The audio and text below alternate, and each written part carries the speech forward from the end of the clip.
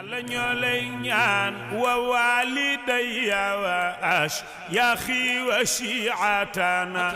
ahibati wa dhawil islami ya bari yallahu ya rabbi زعزعنا عن النار